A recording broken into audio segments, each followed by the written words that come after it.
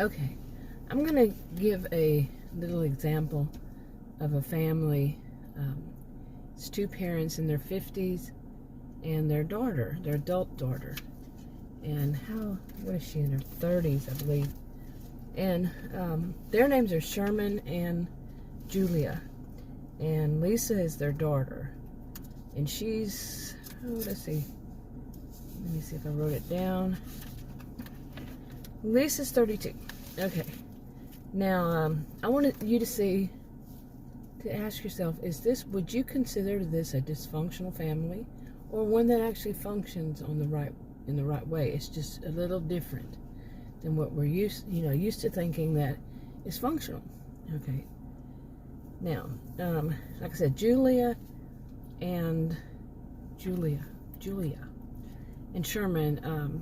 they're the parents, and they live in a wealthy county, Victorson County, and it goes back to the first settlers. They were wealthy settlers, 4 families, and then they had 4 families that were basically employees also. Now, they came from the wealthy side, and over generations and generations, and of course they met and married and all this stuff. Well, they both, Julia and Sherman, have inheritances, and they wound up only having one child, and that was Lisa. So Lisa grew up, they had basically a big mansion. Many people think it's a mansion, and when she became an adult, her parents told her, that there's no really sense in her moving out, and she knew this. I mean, over her lifetime, she knew she was the one that was going to inherit that big mansion, and all else. And they said there's no real sense in her moving out unless she wanted to, of course. And they spent much of their time in the big city, which is like 2-hour drive from the northernmost part of the county. And so that they're there, a good chunk of the time. And so why would she want to move out? And she agreed. She had her own little wing of the house, and so she saw no reason herself. But when her mother wanted to sell her basically yarn store, and they sell other things, Julie said that, not Julie, but Lisa said she wanted to buy it. She didn't want them to just hand it to her. She wanted to buy it with her own inheritance, and she had worked at her mother's, Julia's yarn store, so she didn't get paid. She just worked there, so she had an inheritance, and she wanted to use that. And her mother said, okay, she liked the independence. Now, one of the things that Julia and Sherman never told Lisa was that she just assumed they had the money, they didn't have to work, they do other things. But what it was actually was that they were part of they were undercover members of the enforcement. In that county, they had their own one man, Jim. He had his own company, and they had been undercover members of it since they were young. And they basically, Jim's enforcement does everything from bodyguards to security to anything. They train people, his academy, and they train people. They even send people to university to become lawyers. Some are judges now, and so on and so forth. And not just in the county, they also had members that moved to other places, and so they brought up academies and such like that. Now they're undercover. They're members of a group. It's basically started off as a group many years ago, like 30, 40 years ago, and of computer geeks. They got in way back then, and they became wealthy themselves. And now there's something different going on. So they're not always called to work. They know that, understand people in that county. They're wealthy, and whenever they need something, they'll call them in. And now, in early 2020, not now, but in early 2020, they needed them to come back. So, okay. Now let me go back to this. Back in early 2020, you know, a lot of things were going on in the world, and not just Victorson County. And but a lot of things were, several things were going on in Victorson County. And Victorson County, you know, has several towns. They really only have one they would call a city, and that's the central one, Needles, and it's Texas. And but most of them are towns, and they like being secluded from other places. There's only one other county that really has a population that's close enough to them, and that's south of there, and they're trying to help them out too, because many of the people moved out because there just weren't enough jobs. So they wanted, you know, the elders basically run the show in the Victorson County. So they said, well, let's do, you know, have mutual benefit going on here. It took a while, but they finally agreed. Anyway, and most of the people in the county, they buy and sell their own things. They have plenty of ranches and farms, and they have one area that's mainly for the distribution, but over time it changed. Since 2020 it changed. But you know, if anything from they need from outside, like cars and stuff like that, and some food things, you know, some grocery items, this kind of thing, they're the ones, they get it and, you know, distribute it. But overall, people in the county like to buy from themselves, you know, from one another, whatever they can. They like fresh meat. You know, the grocery stores get fresh meat from, you know, and fresh produce farms and ranches and such like that. Anyway, now when in early 2020, not only, you know, that you know was going on, but they had some people had been threatening, and they don't know who, the sheriff and the enforcement and the regular law police and all. They didn't know who was doing these threats. And they were threatening the elders, they were threatening the members, you know, basically those that start off as geeks, and their children and their children.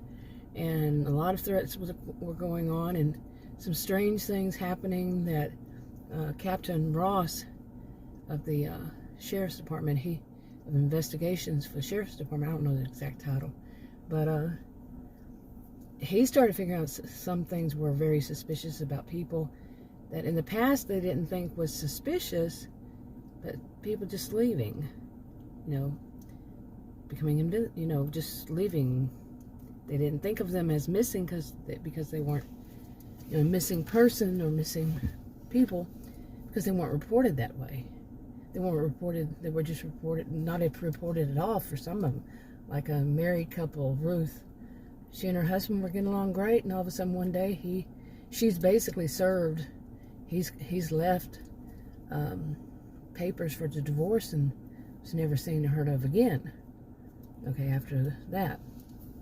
Anyway, so all these weird, strange things were starting to come to light, and so with the, you know, the county decided. I'll get this out in a minute. I'm telling you, the county decided, the elders, well, it was time to have a lockdown. You know, people were free to leave, but they weren't so free to come back.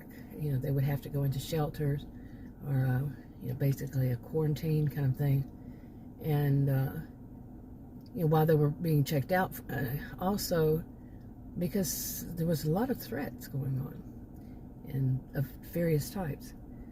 So Sherman and Julie were living in the big city at the time, and they were called back in. Now Lisa, their daughter, she just thought it was because, well, she didn't know. They didn't tell her ahead of time. And it was basically a bunch of them, including a woman named Grace and her husband Adam. My name is Grace, but this is a character. This is a different Grace. Character, as you can see. Hypothetical-fictional. Read the disclaimers in the description box below this video on YouTube. But anyway, all these situations going on, they were called back. So was Grace and others. And they basically had like a convoy of people going back from the big city to the Victorson County. And so many of them knew one another. You know, they met when they were young, and you know, just like Sherman and Julia, they met when they were young, and you know, as members, both members and, you know, eventually part of the law enforcement. And you know, they married young, and soon they had Lisa. So I'm reading my notes, and I left that part out. But let's see, they were both trained in investigation. Let's see. Okay, let me see if I can get this out. So they were both trained in investigation, you know, Julia and Sherman, but they came off seeming just like aristocrats to the you know, to many people. Now, people really didn't tell other people, you know, they had a lot about need to know basis.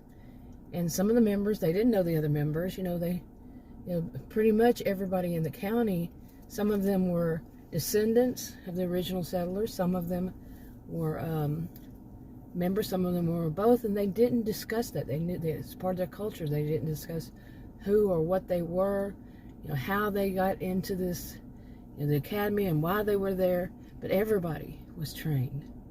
Pretty much everybody that wanted to be trained in something like, it could be self-defense, it could be investigations, it could be anything they wanted to. They had some knowledge of, you know, how to protect themselves and others and so on, if they wanted to. Pretty much everybody wanted to.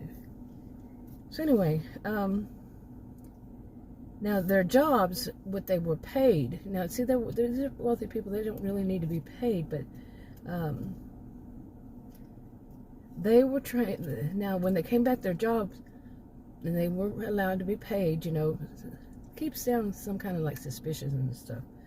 They would be to train some of the local 2.0s to be investigators. Now, the 2.0s are the ones who named their parents the original group of members of the basically geeks, and they call themselves the 2.0, and their offspring call themselves the iGen. How original, huh? But isn't that like most people do? Many people do. Not most. Anyway, now they were going to train these 2.0s that wanted to go in that direction, and to become investigators. Because of what's going on, they're going to be included. You know, these are going to learn how to be investigators, and they're going to assist anybody, any place that's needed for the investigators. And they were going to do this in where their house is. It's a lot of land. They have a lot of land in this county, and they're out where there's a lot of festivals and barns that they use now for you know, these people in the county. Some of them, they have their goods that they sell. They also sell online on Virtual County, and but they also go there for like festivals, and like 4 times a year they'll have big festivals and all this, and some of them are year round, so whatever they do. But there are also some stalls out there with barns that aren't being used, and they're going to use those to train these young ones. You know, they're some of them are in their 30s and such, you know, to become investigators. They also have sent some off to, or they organize others to train in legal issues for that group of 2.0s. You know, the ones that they train for investigations. Now, some of these, of course, the reason they agreed, you know, they're not forcing them, you must come in. They're asking them, and they're joining up themselves because it's the area they're interested in. Okay, they don't have to do anything, of course. So anyway, I got all that down. Got all that. So now there's a little bit more. Okay, now Lisa, their daughter, they didn't tell her they were coming back because of the way it was. It was so secretive that you know, the whole convoy and all that, and they couldn't tell anybody. They were somebody come knocking on the door kind of thing and said, hey, we need you back in the county. And they knew that this was part of their culture. They grew up in it. And, you know, Lisa, Julia and Sherman, and they knew this was part of how things go. So once they came and got them, called them back, they had a choice, but they chose to do that. Plus, the county being locked down, they didn't want to be away from from Lisa, their daughter Lisa, and the county itself. And they knew that they were called in, and okay, but they didn't tell their daughter, Lisa. Now, see, Lisa never knew that they were that she was considered a 2.0 because she didn't know her parents were members. And like I said, it's all been on a need-to-know basis, and they wanted to keep that from her, and they kept it from her whole life. And they just didn't want her to, they had many reasons, including they didn't want her to worry, about them.